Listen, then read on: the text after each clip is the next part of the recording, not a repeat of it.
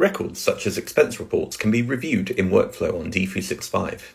They can then be rejected or accepted with comments if required.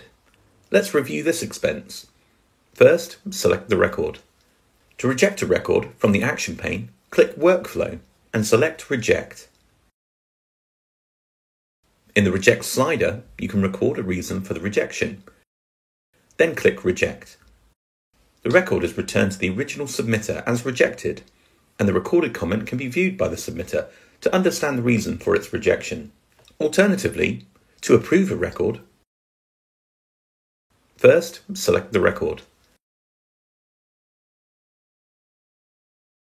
From the action pane, click Workflow and select Approve.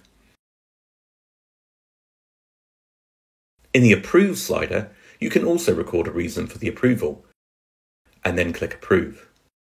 The record is returned to the submitter as approved, and the recorded comment can also be viewed. In the case of an expense report like this, it will then be processed for payment for the employee.